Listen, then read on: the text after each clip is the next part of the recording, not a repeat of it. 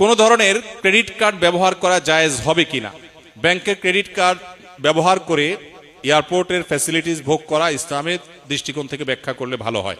Generally credit কার্ডগুলো যেই পলিসিতে ক্রেডিট কার্ড ইস্যু করে সেটা আসলে সুদের ভিত্তিতে হয়ে থাকে। অর্থাৎ ক্রেডিট কার্ড ব্যবহার করে আপনি যা কেনাকাটা করবেন নির্দিষ্ট সময়ের ভিতরে যদি আপনি পরিশোধ না করেন তাহলে সেক্ষেত্রে আপনাকে সুদ দিতে হবে।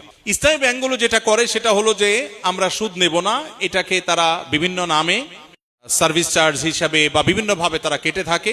কিন্তু অনেকেই বলেন যে আমরা তো পলিসি এমন ভাবে করা আছে যে আমার সেভিংস অ্যাকাউন্ট থেকে অটোমেটিক আমার কেনাকাটার টাকা কেটে নিবে, অতএব সুদ দেওয়ার অপশনই নেই। এরকম হলে তিনি তো সুদ থেকে বেঁচে আসেন, কিন্তু যে এগ্রিমেন্ট হয় সেখানে তো লেখা থাকে যে আমি যদি পরিশোধ না করি এবং নির্দিষ্ট টাইম পার হয় তাহলে আমাকে অতিরিক্ত পেমেন্ট করতে হবে।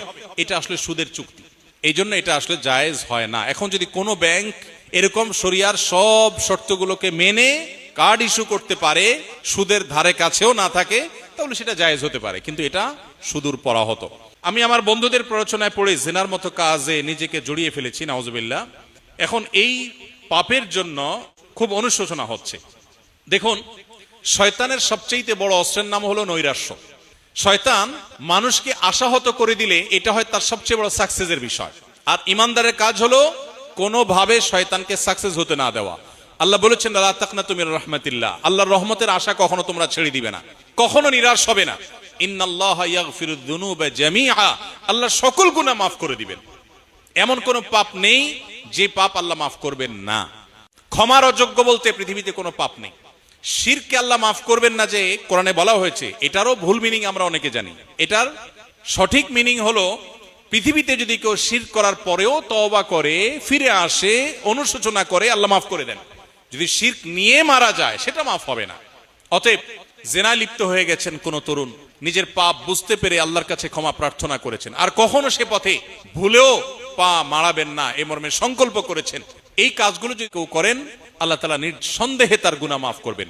এবং আল্লাহর প্রতি সেই আত্মবিশ্বাসে আস্থা থাকতে হবে।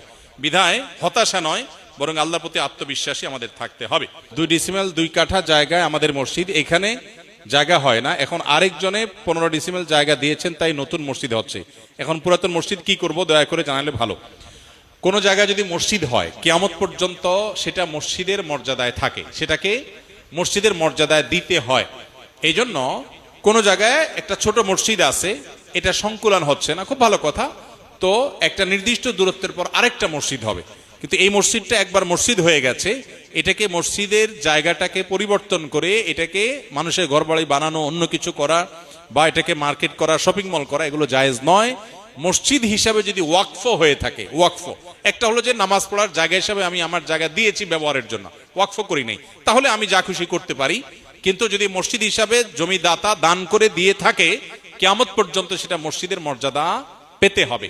যদি প্রয়োজন হয় নির্দিষ্ট দূরত্বে আরেকটা মসজিদ হবে, এবং মাইকের আওয়াজ ইত্যাদি একটা আরেকটা ডিস্টার্বের কারণ না হয় সেদিকটা খেয়াল রাখতে হবে। কিন্তু কোন অবস্থাতেই এই মসজিদটাকে ড্যামেজ করে বা এটাকে আপনার ডিস্ট্রয় করে সেখানে নতুন কোন প্রতিষ্ঠান মসজিদ ছাড়া অন্য কিছু করা, এটা জায়েজ হবে না। এজন্য মসজিদকে মসজিদের মর্যাদা